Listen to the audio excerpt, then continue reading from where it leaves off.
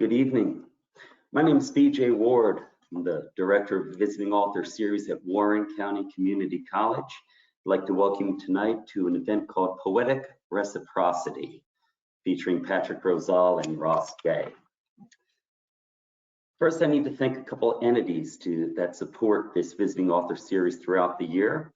One is the Warren County Division of Cultural and Heritage Affairs, which provides a grant to support the reading series, as well as the New Jersey State Council on the Arts. Thanks to the administration and the Board of Trustees of Warren County Community College for continuing to support this series.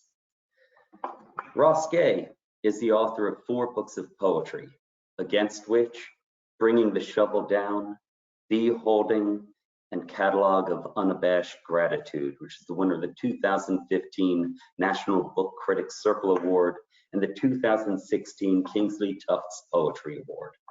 His poem, Beholding, was released from the University of Pittsburgh Press in September of 2020. His collection of essays, The Book of Delights, was released by Algonquin Books in 2019. He has received fellowships from Cave Canem, the Bread Loaf Writers Conference, and the Guggenheim Foundation. Ross teaches at Indiana University. So many of us feel something like wings sprouting within us in the midst of a Ross Gay poem. Flight that was latent until we encountered that piece. What I'm trying to say is that when I finish a Ross Gay poem, I realized there was transport.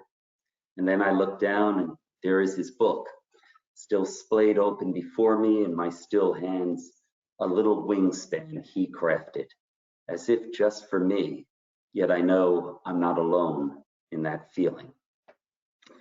Patrick Rosal is the author of 5 full-length poetry collections, including most recently, The Last Thing, New and Selected Poems. Brooklyn Antediluvian won the Academy of American Poets Lenore Marshall Prize for Best Book of Poetry and was a finalist for the Kingsley Tufts Award for Poetry. Boneshepherds was named a small press highlight by the National Book Critics Circle and a notable book by the Academy of American Poets. He's also the author of My American Kundiman and Uprock, Headspin, Scramble, and Dive. Pat has received fellowships from the John Simon Guggenheim Foundation, the National Endowment for the Arts, and the Fulbright Research Scholar Program. He teaches at Rutgers-Camden. There are dances with joy and dances with death throughout Pat's oeuvre. The loss of his mother, the love and regrets of our many communities, and an attempt of biography for his father. In his poetry, Pat often enters his own confessional booth, gets low next to the screen dividing him from redemption, and sings his darkness toward the light while stopping his feet, as if crushing the devils that attempt to rise to the floor. Together, Ross and Pat are co-founding editors with Carissa Chen of Some Call It Ballin', a literary sports magazine. It is a joy to welcome them back, both of them, to Warren Community College's Visiting Authors Series. Patrick Rosal and Ross Gay. Welcome. Yeah, thank you so much. Good to see you, PJ. Good to be with y'all. What's up, Pat? For accepting the invitation. Hi, Ross. So we're just gonna trade a little bit, and I'm gonna go first. So this I'm in a hallway because I forgot my keys. I almost did this out on our back porch, but I was worried. Did you? Yeah, man. This is called Poem to My Child, If Ever You Shall Be. And this is a poem that's after our dear friend Steve Scafidi. I thought that'd be good to read first. Poet named Steve Scafidi. If you don't know his work, you should check it out. The way the universe sat waiting to become quietly in the nether of space and time, You too remain some cellular snuggle dangling between my legs, curled in the warm swim of my mostly quietest self. If you come to be, and who knows, I wonder, little bubble of unbudded capillaries, little one ever a swirl in my vascular galaxies, what would you think of this world which turns itself steadily into an oblivion that hurts, and hurts bad? Would you curse me, my careless caressing you into this world, or would you rise up and, mustering all your strength into that tiny throat, which one day, no doubt, would grow big and strong, scream and scream and scream until you break the back of one injustice, or at least get to your knees to kiss back to life some roadkill? I have so many questions for you are closer to me than anyone has ever been, tumbling as you are this second through my heart's every chamber, your tiny mouth singing along with the half-broke workhorse's steady boom and gasp. And since we're talking today, I should tell you, though I know you sneak a peek sometimes through your father's eyes, it's a glorious day. And there are millions of leaves collecting against the curbs, and they're the most delicate shade of gold we've ever seen, and must favor the transparent wings of the angels you're swimming with, little angel. And as to your mother, well, I don't know. But my guess is that lilac bursts from her throat, and she is both honeybee and wasp, and some kind of moan to boot, and probably she dances in the morning. But who knows? You'll swim beneath that bridge if it comes. For now, let me tell you about the bush called honeysuckle that the sad call a weed, and how you could push your little sun-licked face into the throngs and breathe and breathe. Sweetness would be your name. And you would wonder why 4 of your teeth are so sharp, and the tiny mountain range of your knuckles so hard, and you would throw back your head and open your mouth at the cows lowing their human songs in the field, and the pigs swimming in shit and clover, and everything on this earth, little dreamer of the new world, holy.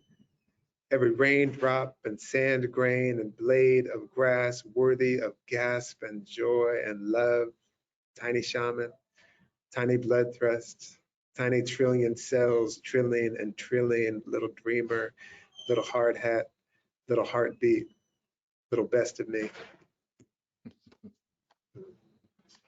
Yo, it's good to hear you read poems, man. I know, man. It's been a minute. It's been a little while since Yeah, I yeah. heard you read poems. And for us to do this together, man, we actually have not. We did one up in Provincetown a bunch of years ago, but then even that was well, actually we didn't read together. It was me and Quinn. No. Yeah, Man, it's yeah, been a long time, man. yeah. I'm sorry, I've been ducking you. Yeah. A Town Called Sadness. Mm. That is about a drive that I took from New Jersey to Texas. A Town Called Sadness. On the 5th day of heartbreak, driving 800 miles to the desert, I pulled into sadness. I parked slantways across 2 stalls, lost as ever, and checked the map for something familiar. I'd rolled into the lot of what looked like a hotel. This big blonde brick building, maybe 5 stories tall, every window the same, except for one flung wide open with a man shoved halfway through, wearing a tank top stretched just past his belly button and a good 6-day scruff on his chin. "Get in here, Diane," he barked. "Bring your ass inside." And Diane, she must have been 11 or so, stood in sagging socks, just 2 parking spots down, staring into the blacktop. I think she knew what I knew too. The day sucked. Even the sky looked like secondhand cotton smeared with cheap mascara. But here's the kicker. Diane's right fist was shoved inside the bold, bright bell of a big, shiny French horn. Its tubes and curves wound toward her mouth. She'd figured out how not to let it slip from her hip, and it was gleaming so hard. This bad overcast hanging above us all, cantankerous windbag included, conceded some of the day's space to this one hunch-shouldered child clutching a little dazzling galaxy of voluptuous metal. Hmm. Some of us are lucky enough to arrive at sadness with our eyes open. Some of us are born there with lungs enough to blow. It's as good as any place to put silver to your lips and kiss the world with a blare, even when the world got it out for you. Even if you're wearing knee socks, tore up kicks, and an ill fitting skirt that isn't designed after the sky, though in sadness, the sky's the design. You don't even have to pull it over your head. I wasn't supposed to get my heart broke. I wasn't supposed to fuck it up. I wasn't supposed to say good night. I don't know why I didn't stay long enough to see if Diane got her ass inside or if she walked away. I like to think she went on blasting the most curvaceous brass passage she wanted to practice all afternoon, daring someone, anyone, to come and drag her back. I dropped my car into gear and sped out onto the highway. I made it to the city limits. I passed the exit for hope. I made my way to the desert. It was just one day, of course, but it was the day I counted myself smart enough to stop in a town I couldn't find on any map. It was the day I got moving soon enough that there was no end to joy. Yeah. Beautiful, man. Thank you. Beautiful. Opera singer. Today, my heart is so goddamn fat with grief that I've begun hauling it in a wheelbarrow. No, it's an anvil, dragging from my neck as I swim through choppy waters swollen with the putrid corpses of hippos, which means lurking somewhere below is the hungry snout of a croc waiting to spin me into an oblivion worse than this run-on simile, which means only to say, I'm sad, and everyone knows what that means. And in my sadness, I'll walk to a cafe and not see light in the trees, nor finger the bills in my pocket as I pass the boarded houses on the block. No, I will be slogging through the obscure country of my sadness in all its monotone flourish. And so imagine my surprise when my self-absorption gets usurped by the sound of opera streaming from an open window. And the sun peeks ever so slightly from behind his shawl. And this singing is getting closer so that I can hear the delicately rolled R's like a hummingbird fluttering the tongue, which means a language more beautiful than my own. And I don't recognize the song, though I am jogging toward it. And I can hear the woman's breathing through the record's imperfections. And above me, two bluebirds dive and dart, and a rogue mulberry branch leaning over an abandoned lot drags itself across my face, staining it purple. And looking now like a mad warrior of glee and relief, I run down the street. And I forgot to mention the 50 or so kids running behind me, some in diapers, some barefoot, all of them winged and waving their pacifiers and training wheels and nearly trampling me when in a doorway, I see a woman in slippers and a floral house dress blowing in the breeze, who's maybe 70, painting the doorway. And friends, it is not too much to say it was heaven sailing from her mouth, and all the fish in the sea, and giraffe saunter, and sugar in my tea, and the forgotten angles of love, and every name of the unborn and dead from this abuelita only glancing at me before turning back to her earnest work of brushstroke and lullaby. And because we all know the tongue's clumsy thudding makes of miracles anecdotes, let me stop here and tell you I said thank you.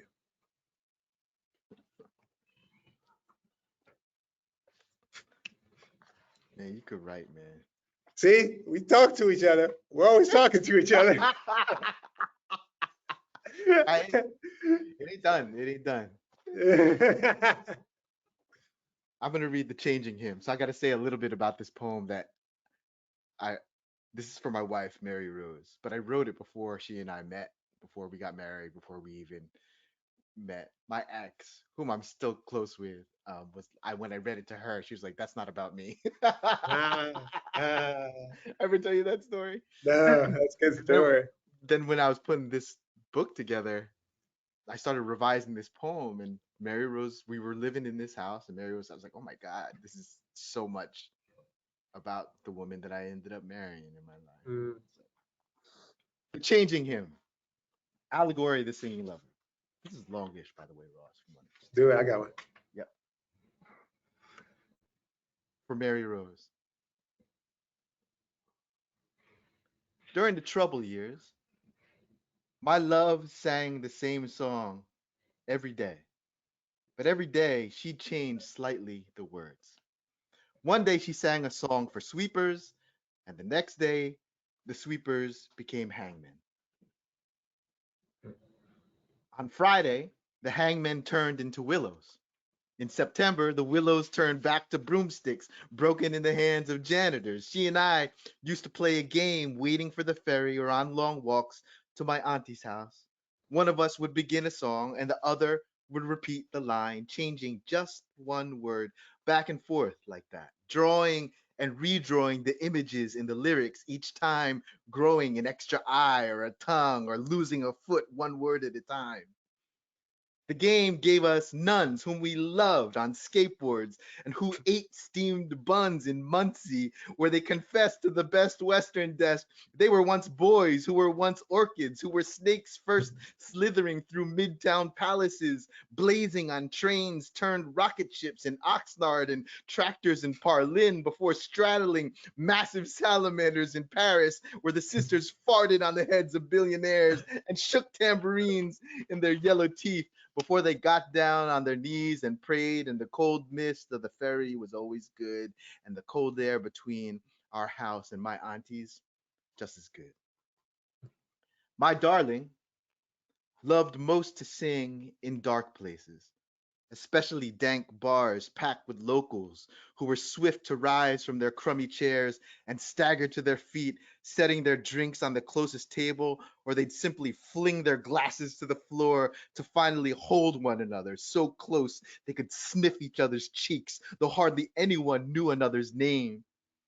My love put their tables in her song, and the back room's musty wood and the dusty lavender smell of factories beside the perfume of goat breath like a gift inside the song. And sometimes the crowd would swell into laughter all together to see if such a singer and such a song could hold the joyful sound of 100 strangers, and they would stomp and twirl to see if their dance could keep up with my love song. And with all their singing and swinging, stepping and sliding, they forgot their walking legs and their meat hooks and the thick pine smells that haunted their saws. My lover's song, so fearless, sometimes the dead got up too. For even the most crotchety of our elders knew if we opened ourselves up wide enough to the song would not leave us, even lying down. And this is how her singing became a country that could go everywhere, a vagabond that moved through whoever welcomed it. This is how a song became a little nation inside 100 people grooving so hard no one could say exactly what a nation was: the land, the people upon it, or the ones buried in its fields and hills. For the dancers were pure tremor, cycle, and vibration. Migrants, they were pure wave. Sometimes, short on rent, my love would sing for quick money in big, beautiful halls, crystalline and sad, where the people were also sad, for their ties were always straight and their clothes were well pressed, and they dared not scuff the good gleam of their belt buckles. That kind of sad. They were so rich with the wealth of silks and platinum garland and fast boats, the marble floors of their salons so clean you couldn't tell a single blade was put to wood or that a drop of blood had fallen on their shiny tiles. No evidence of the making. But by God, when my love sang every one of these bright buttoned folks would sway, barely budging at first, so you couldn't notice the ghosts stirring inside them like a sugar starting to cook into its first kick of liquor, swirling now, nudging them like a sweet inner fog. They tried, oh, did they try not to let the rhythm in? They gripped their table silver in their fingers and curled their toes in their shoes, and just as the music got into their stiff hips, their bodies relented. It was then my love would begin to fit new words into this familiar tune, and clever, she would hide me inside the song, maybe just the crook of my neck or the pink scar across my forehead, which she'd touch to calm me when I was sick. Sometimes she'd smuggle into the song my busted up pinky, my bruised feet, or my father's piano, and I would laugh even louder when the coiffed ones laughed so hard and loose they seemed to be breaking all their great-grandfathers' rules, for even the powerful understand the power of what's hidden. How a woman's voice of wild harps and charging horses was guiding this monster of a song inside them, while all us savages and outcasts rode stowaway, tucked into the tune, with all our fists and all our feet and all our sweat and grime soiling their powdered armpits and fancy panties in public. And when my love finished, they would suddenly close up like a patient quickly suturing himself shut.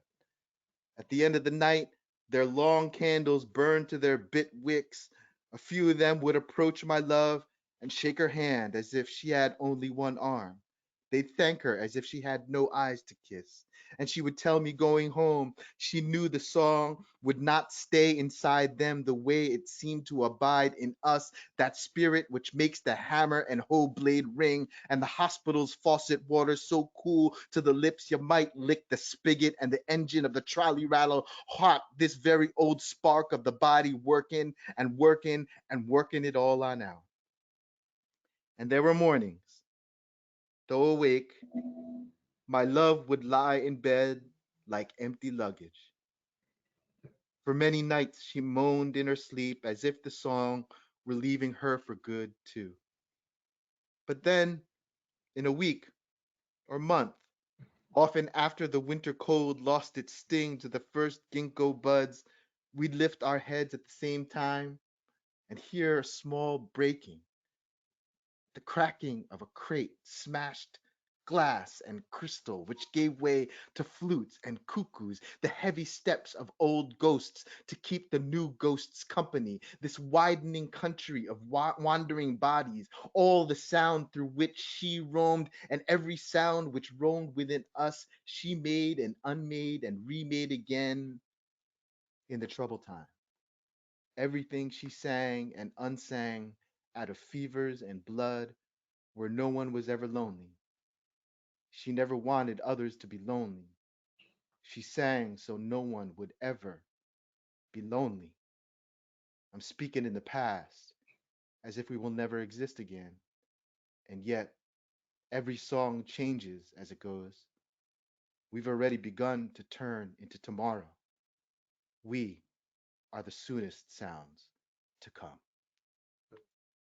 Nice, man. Beautiful. Yeah, man.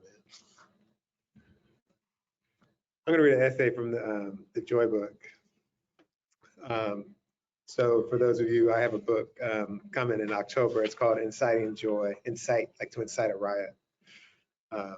Inciting Joy. And the essay, this essay is called Went Free. And all of the essays are like, they have the sort of, subjects or topics. And this is dancing, the 12th incitement, after and for Patrick Rosal. For the past 4 or 5 years, I have kept a Post-it note stuck to a bookshelf next to my bed. It's a quotation, something my friend Patrick said in a conversation one day when we were talking about dancing. He was describing a recent night out in a crowd. Some time had elapsed, some warming up, some groove prepared. I think a particular song maybe came on, and then boom, something happened, which he described like this: we went free. The actual second he said it, I smiled and shook my head no, and then shook my head yes, like this motherfucker. I scribbled the phrase on my hand and then in my notebook. which I shortly thereafter transcribed to the Post-it note that I've had stuck here all these years. And though I wasn't there, I have been there enough times to know exactly what he means when he says, "we went free," which can happen any number of ways, seems to me. For instance, right now, I can more or less guarantee you that if there were 15 or 20 people of my generation, and perhaps a few other subject position-y things, if New Editions, If It Isn't Love, or Troops, Spread My Wings, or A Tribe Called Quest Scenario, or any of another 500 or so songs, 1,000 of them incidentally by Prince, came over some cosmic speakers, we would, regardless of the setting, I'm telling you, whether it was a yoga class or at a snoozy literary conference or a stoplight or a funeral, boom, we jump up and start dancing. Good chance someone, this is one of Pat's callings, or several someones, when the song announced itself as those songs do, would yell some diphthongy vowel to gather us up, like, "Oh!" And as though cinched together by an invisible force, we would, all together now, go free. Not only, but often it's music pulls us out of our chairs like that, makes us push back from the table and say, "damn," like that, or makes us circle up like that, or make a line like that, or become a pit like that. I have often gone free in a fishbone pit like that. Perhaps because music's primary characteristic, like our voices, possibly like our bodies, is that it disappears, which is not music's or our bodies' only characteristic, but a significant one. Maybe the significant one. Maybe the first one, though birth is the first thing that happens. It's back to Samuel Beckett's play, Waiting for Godot again, born astride a grave. Here 1 second, gone the next. That's rhythm, by the way. The breaks in the silence, the breaks in the rest, the break from the grave. And no wonder it draws us up together to shake our asses or whatever on us shakes, remade kin by the break, remade kin by what blooms us from the grave. It ain't nothing that dancing is sometimes called getting down. It ain't nothing that some of our best dancers, I mean our downest dancers, are also our oldest. And like Lorca reminds us, when they dance with the ants nipping at their heels, the roses throw their petals into luminous carpets to our graves. In the midst of all this, you might be wondering, free from what? And rightfully so. For freedom, as it is conceived almost always, as far as I know, involves a disentangling or unburdening, free to be me, etc. National myths, Independence Days, for instance, often involve freeing oneself from the oppressive this or that. Never mind, the emancipated nation often becomes the oppressive this or that. Personal stories of freedom are likewise often about getting out from something's control. It's my prerogative, I can do what I want to do, etc. Handing back their keys, or climbing out of a window, or getting tenure, or quitting, or growing your own garden, whatever the case may be. Spiritual freedom sometimes implies liberation from the brambles of the material realm, or from death, or from the confines and burdens of the decaying body, though here it gets hazy, given as the spirit can snatch you up to your feet, can take you over. Precisely the way it would happen, I'm telling you, if the first few notes of Lauryn Hill's cover of Roberta Flack's Killing Me Softly with His Song came over the cosmic speakers, or Jill Scott's Golden, or the first couple bars of Every Little Step, or either of the Joy and Pains. We would be snatched up to our feet. Yes, passive voice. Thank you very much. It would be like that time I was in the waning hours of a dance party in a living room of a straw bale house with a bunch of Black farmers at Soulfire Farm, and the first few notes of Kendrick Lamar's All Right came on, and my God, we went free. People threw their drinks down and sprinted close enough to each other that each other got murky. We became amoebic, hivish, murmurative, our breath and sweat commingled. And that woman from Germantown froze at that part of the song where Kendrick freezes. And I thought, again, God damn, we're beautiful. 10 minutes later, breathing hard, we were out under a full moon. Whitney Houston was covering Dolly, I Will Always Love You. And we made like trees reaching into the air by reaching through the ground toward each other, by which I mean, at least for some hours, we got free. All of which is to say, as I think I understand it, though for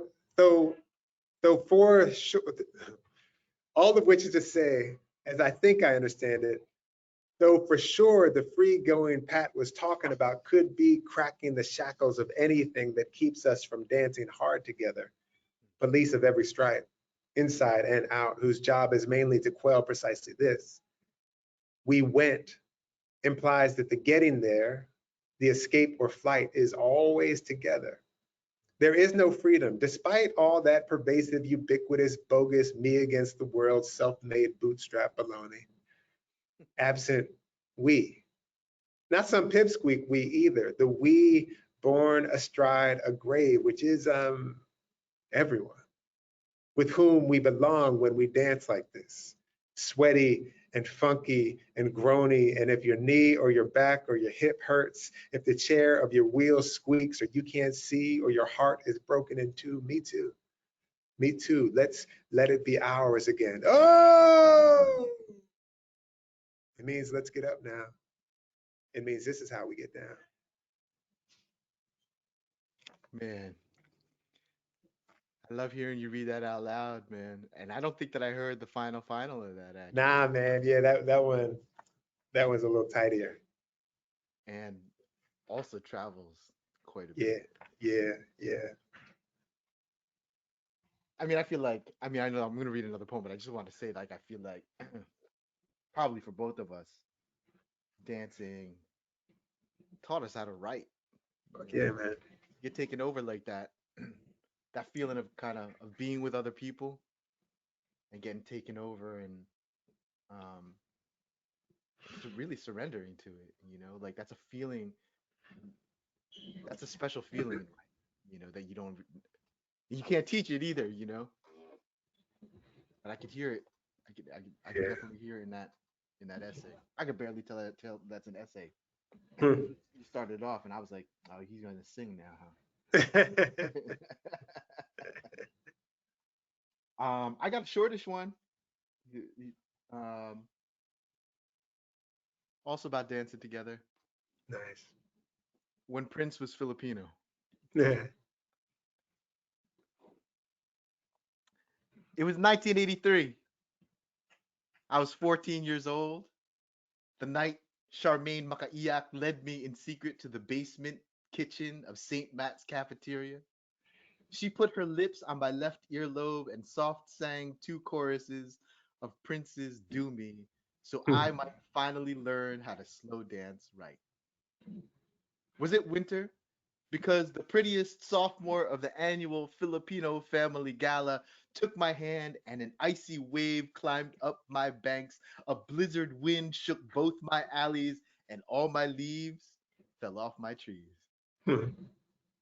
What's a bony, floppy haired boy to do but keep his eyes wide open, acknowledge the tabernacles of silence built above him, and then open his arms to enter the thick, religious mist of grape hairspray that surrounds the girl who is about to kiss him? Every once in a while, it is good for us to remember there was one February of the last millennium when Prince was Filipino. Just like me, 5'2" and big heel shoes, he sang so good and played every instrument. All the rumors we wanted to believe. He was our Ecclesiastes and nasty, our funky future, our unrepentant, sweet, and sinful serenade. While all the grown-ups spazzed out to Laura Branigan, Charmaine and I convened in the dark, tearing at the seams of rayon to study the country that history hid inside us. Every time we shifted our hips, we killed another century. By August, they'd pop Ninoy in the skull and drop him bloody on the tarmac of Manila International. So we slow jammed and sucked each other's lips under the fat dazzle of a disco ball. Dawn and dusk, I watched both Jersey skies turn purple. Okay. Prince was never Filipino. And I was never very American, even when I was one of two horny kids trying to get back to where our parents' tropics first burned. And so, what a lucky bum I was when Charmaine snuck me into the room where custodians kept all the fire. I held her until the sun bumped through and the heavens swelled the color of a busted left eye socket. Before you could type your name in light to find where in the world your body was hype, before fiber optic, before we got Terrachomp, before we hired a machine to count the hits, a girl let me hook one finger into the loop of her tight stonewash Jordache knockoffs, and I brushed my thumb back and forth over the little mile of sweat-cooled skin hiding under the cropped neon tank top riding up her side. She taught me to move. I never went to sleep. It was 1983. America didn't know what time it was, and neither did we. Mm, that's great, man. Thank you, man. That's great.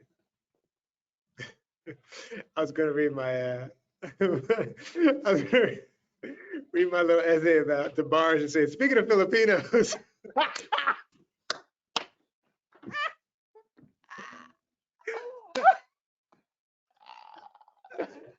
I'm gonna do this one. Yeah, man, you nailed like the grape hairspray and like the knockoff, whatever you call them, Jordashes or whatever. Laura, That's the Laura Branigan one is that's the one. Yo, Yeah, that's man. amazing. All my elders are gonna come find me and beat me up now. They are, man. They love that. So what did she sing? What was that song? Kind of tough. I need a hero or something. No, Gloria. Gloria, Gloria. It's good music. Good. Got us to the 80s, man. What can I say? You got it through. Yeah. To my best friend's big sister. One never knows, does one, how one comes to be standing most ways to naked in front of one's pal's big sister, who has, simply by telling me to, gotten me to shed all but the scantest flap of fabric and twirl before her like a rotisserie chicken, as she observes and offers thoughtful critique of my just pubescent physique, which is not a thing to behold.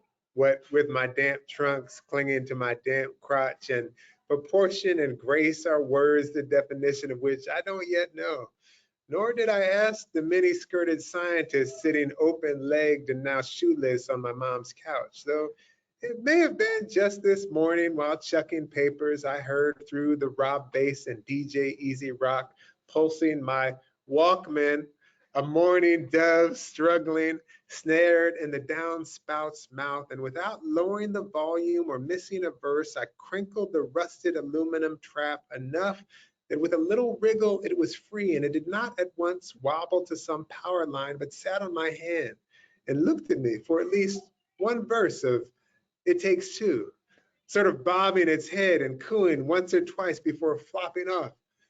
But that seems very long ago now, as I pirouette my hairless and shivering warble of acne and pudge, burning a hole in the rug as Big Sis tosses off Greek and Latin words like pectorals and gluteus maximus, standing to show me what she means with her hand on my love handles. And now I can see myself trying to add some gaudy flourish to this memory, to make of it a fantasy, which is why I linger, hoping to misrecall the child me, make of me someone I wasn't, make of this experience the beginning of a new life.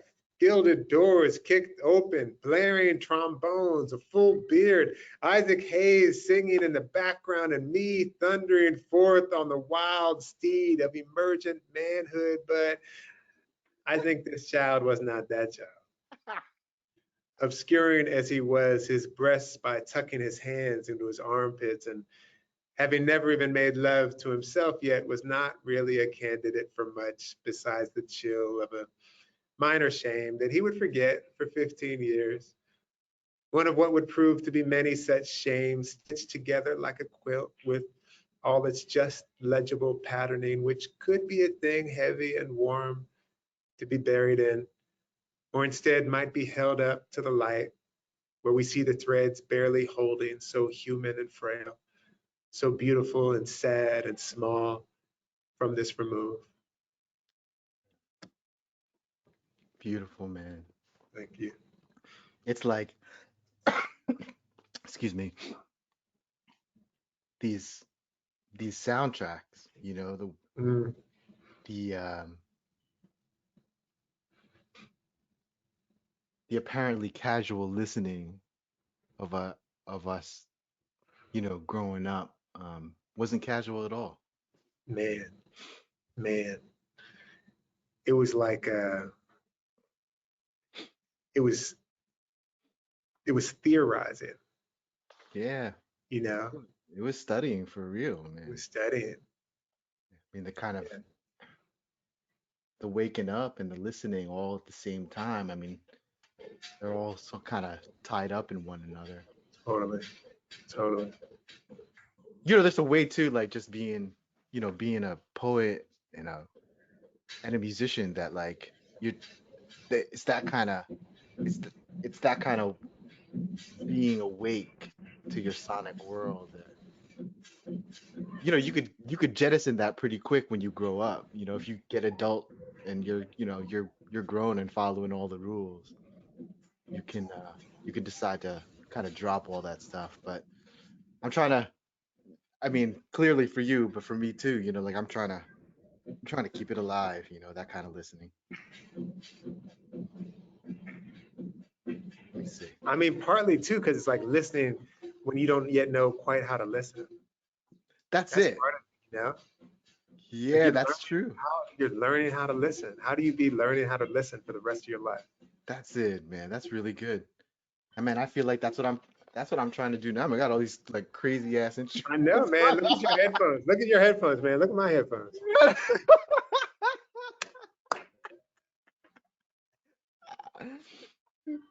All right. I'm gonna read an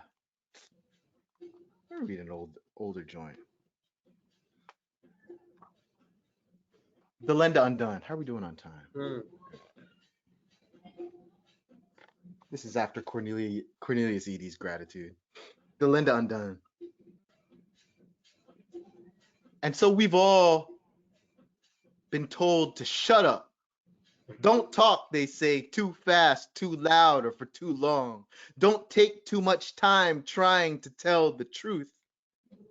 But this is my work, to break out among strangers into laughter. How I've watched small children, for example, fill with the lucky gust a poem can ride into the near stillness of a room and dance. For that, I am always, as now, grateful. My father tells me in his seminary days, during the Japanese occupation, most of the priests who ran that school were German. The boys then were to speak only in Latin and would surely be slapped 3 Sundays back if heard speaking the language of my father's country, which is a beautiful country and a beautiful language, and which has a curious word for being so suddenly seized by affection, you clench every muscle from your eyelids to your toes for wanting to hold a loved one tight, to squeeze one and kiss one so deep you place yourself and your beloved on the brink of physical harm. There's no word for this in English. No word for those small provinces of silence or for the kind of love that will trouble that silence into music. My work is trying to find the very word rippling in my body, which is a woman's body, my mother's, and a man's body, my father's, and nowhere to be found in the languages that have conquered the lands of my ancestors. On the outskirts of every empire, there are man-made lakes large enough to receive with ease 100 villages worth of bones tossed into them. This is a fact, There are more than 7 million Ilocanos in the Philippines, maybe 1 million in diaspora. All of us at one time or another have been told to shut up, don't talk too loud, too slow, or for too long. In Saudi Arabia, in Madrid, in Tokyo, in Milan, on Bowery near the foot of First Street, we've been told this. Some of us have been famous liars. Ferdinand, for example, who married another liar, Imelda, and my grandfather, Capitana de Barrio, who claimed to kick the shit bare-fisted and single-handedly out of 14 ruffians in the small barangay of Santo Tomas. Actually, he kicked the shit out of 5. 9 ran away. These are not lies. This is the truth. I'm not wealthy. I can't buy space or time on billboards. The name I inherit doesn't part columns in the city's daily journal. My family comes from a long line of farmers. My cousins scrubbed their chopping blocks with salt. They shush the goats before they kill them. Love that poem, man. Yeah, thank you, man. I'm going to read this. What do we have, about 5 minutes or 10 minutes? Let's write about one poem each. I'm sorry to have to do it, but this is where we're at. That's great. That's great. All right. That's great. We'll just keep going afterwards. You would just call each other out? Keep going. Yeah, BJ, you could just fade us out. Yeah. I'm just gonna do a short one, and I don't know if you know this, Pat, man, but I wrote this in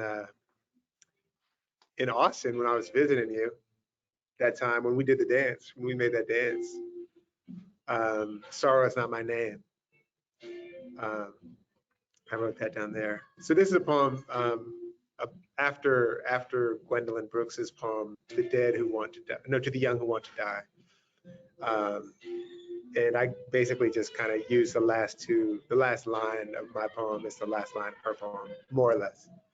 And it's for my buddy, Walt. Sorrow is not my name. No matter the pull toward brink, no matter the florid deep sleep awaits, there's a time for everything. Look, just this morning, a vulture nodded his red, grizzled head at me, and I looked at him, admiring the sickle of his beak. Then the wind kicked up, and after arranging that good suit of feathers, he up and took off, just like that. And to boot, there are on this planet alone something like 2 million naturally occurring sweet things, some with names so generous as to kick the steel from my knees. Agave, persimmon, stickball, the purple okra I bought for $2 at the market. Think of that. The long night, the skeleton in the mirror, the man behind me on the bus taking notes. Yeah. But look, my niece is running through a field calling my name. My neighbor sings like an angel, and at the end of my block is a basketball court. I remember. My color's green. I'm spring. Beautiful, man. I remember us talking about that poem quite a bit, actually. Yeah. Leading up to that too, man. Yeah. I'm gonna have to switch it up. I'm gonna read a somewhat, well, something from the last book.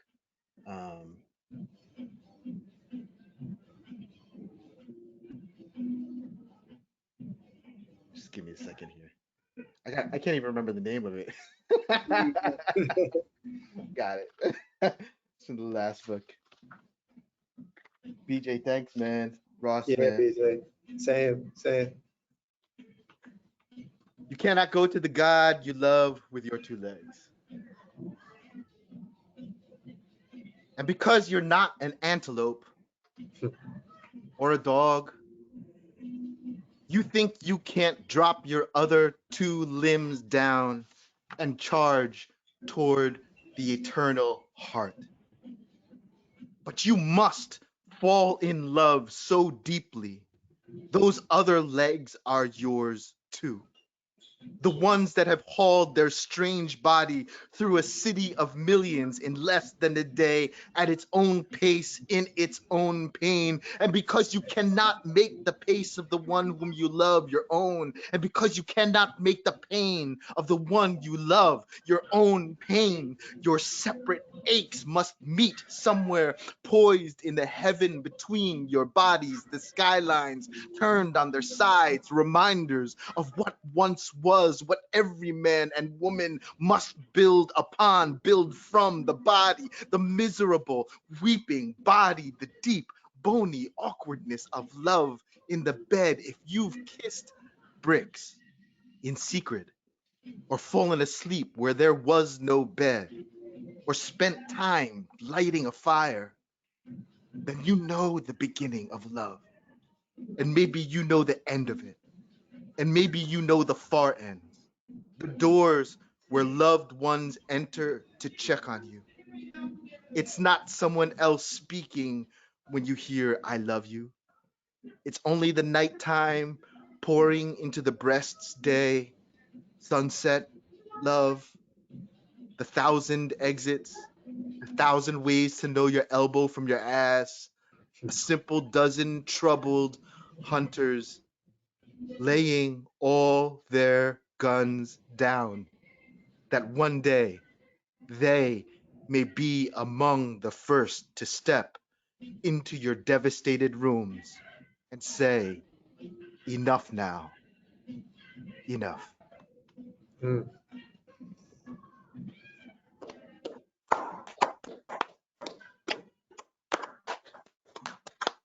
All right, all right. Yeah, man. Pat, Ross, thank you. I'm sure I speak on behalf of everyone who has watched this and will watch it in the future on YouTube. This has been an exhilarating evening. Poignant, funny, I mean, downright hilarious at times. And Laura, what's her name? Laura what? Brannigan? Brannigan. Laura Brannigan was invoked, which has never occurred in the history of the visiting author series. So thank you. We got it first. We got it first. Seriously, Ross Gay, Patrick Rosal, thank you so much. Thank you, BJ. Poetry Award, I'm your intrepid host of this evening, and I'm so grateful to our two guests. Their books are available nationwide. Go get them. This has been the Warren Community College Visiting Author Series. Thanks, Ross. Thanks, Pat. You got it, man. Great to see you. Good night. Yeah. Right.